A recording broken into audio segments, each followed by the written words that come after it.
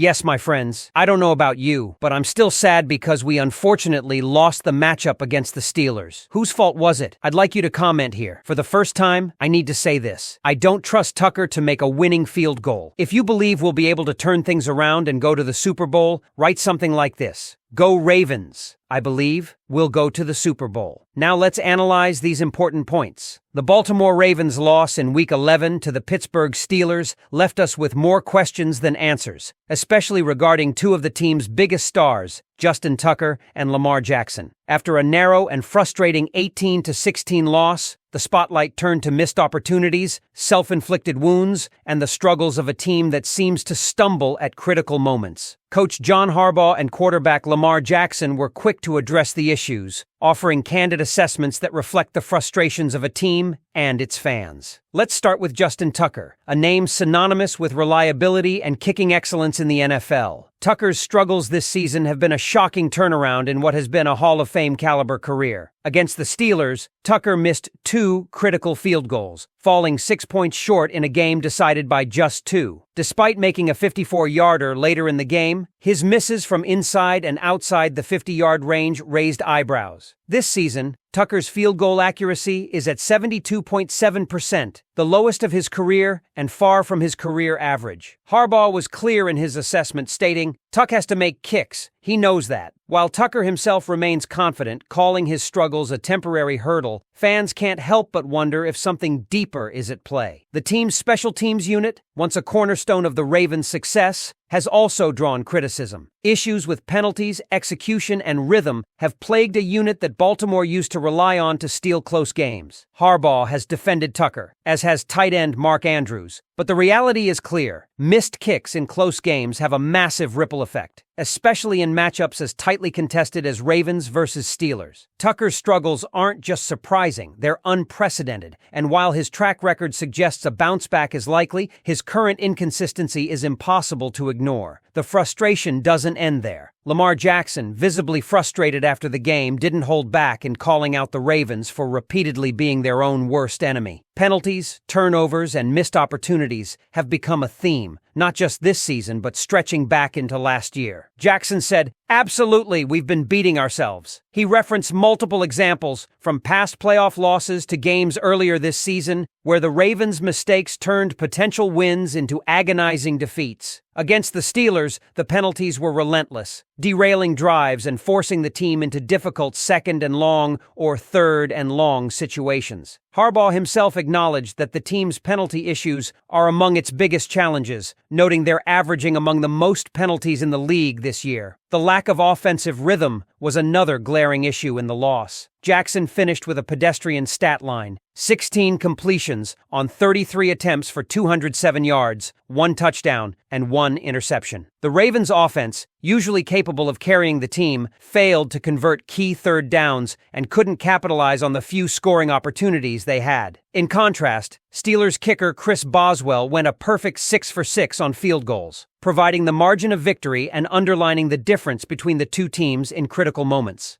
One of the most debated decisions in the game was Harbaugh's choice not to kneel the ball before halftime. Instead, the Ravens ran a play that resulted in a turnover, giving the Steelers a chance to kick a field goal. Those 3 points proved to be the difference in the game, and Harbaugh's decision-making has come under fire from fans and analysts alike. Was it a calculated risk that backfired, or an unnecessary gamble in a game that demanded caution? Regardless, it's another example of the small, avoidable mistakes that have cost Baltimore in close games. As the Ravens fall to 7-4 on the season and 2-2 in the division, the mood among fans is one of frustration and confusion. How does a team with so much talent continue to trip over its own feet in games it should win? The defense, to its credit, played well, holding the Steelers in check for most of the game. Players like Roquan Smith and Brandon Stevens had standout performances, but even a solid defensive effort wasn't enough to overcome the team's offensive and special team struggles. Let's hear from you, Ravens fans. What do you think needs to change to fix the recurring issues plaguing this team? Is it on the coaching staff, the players, or a mix of both? Drop your thoughts in the comments below, and stay tuned for part 2, where we'll dive deeper into Lamar Jackson's pointed comments, the team's approach to the run game, and what this loss means for the Ravens moving forward. Lamar Jackson's post-game comments painted a clear picture. The Baltimore Ravens' struggles are not just about execution but also discipline and consistency. Jackson's frustration after the loss to the Steelers was palpable as he openly acknowledged the team's repeated inability to get out of its own way. It's not the first time he's voiced concerns like this, but his words carry more weight now as the Ravens enter the crucial stretch of the season. "We've been here before," Jackson said, referencing a history of games lost not because of the opponent's dominance but due to the Ravens' self-inflicted mistakes. One of the most glaring issues for the offense has been penalties, which Jackson highlighted as a recurring theme. Baltimore is one of the most penalized teams in the league this season, and against Pittsburgh, those penalties were crippling. False starts, holding calls, and procedural errors killed drives before they could even get started. Jackson noted that while the team emphasizes discipline in practice, it hasn't translated to game day. "We work on it," he said, "but we've got to do better." For fans, the lack of improvement in this area is becoming a bitter pill to swallow. The struggles weren't limited to penalties. The Ravens' run game, usually one of the most reliable facets of their offense, was a non-factor against the Steelers. Gus Edwards managed only 47 yards on 13 carries, and Justice Hill contributed a modest 19 yards. The lack of success on the ground put more pressure on Jackson to deliver through the air, but Pittsburgh's defense kept him in check. Jackson was sacked 4 times and had little time to make plays as the offensive line struggled to handle the Steelers' relentless pass rush. T.J. Watt and Alex Highsmith were particularly disruptive, combining for multiple pressures that forced Jackson into hurried throws and uncomfortable situations. Even when the Ravens had chances to score, they couldn't capitalize. In the red zone, the offense faltered, going 1-for-3 in converting trips into touchdowns. This has been another recurring issue for Baltimore, with missed opportunities in critical situations haunting them all season. Harbaugh acknowledged the problem, saying, "We have to finish drives. It's that simple." But simple answers haven't led to simple solutions, and the Ravens' inability to convert in high-leverage moments is becoming a defining characteristic of their 2024 campaign. Jackson's comments about the Ravens' mental mistakes weren't just directed at penalties. He also pointed to turnovers, including his own interception, as key factors in the team's struggles. "I've got to be better," Jackson admitted, taking responsibility for a costly mistake. But his frustration was also evident as he noted that every player needs to step up. The Ravens have the talent to compete with the NFL's best, but talent alone isn't enough if execution continues to falter. "We've got to stop shooting ourselves in the foot," Jackson said, a sentiment that has become a familiar refrain this season. The post-game discussion also touched on the Ravens' approach to late-game situations. Harbaugh's decision-making has been under scrutiny, particularly his aggressive tendencies in moments where conservative choices might have been wiser. Against the Steelers, the decision not to kneel the ball before halftime led directly to a field goal for Pittsburgh. Harbaugh defended the call, saying he trusted his players to execute, but the results suggest otherwise. For fans, these moments are frustrating because they feel avoidable, and the margin for error in the NFL is razor thin. Ravens fans, it's your turn to weigh in. Do you believe this team can fix its issues in time to make a serious playoff run? What changes would you like to see, whether it's in the play calling, execution, or overall approach? Let us know your thoughts in the comments. Your voice matters, and we'll be keeping an eye on how this team responds in the coming weeks.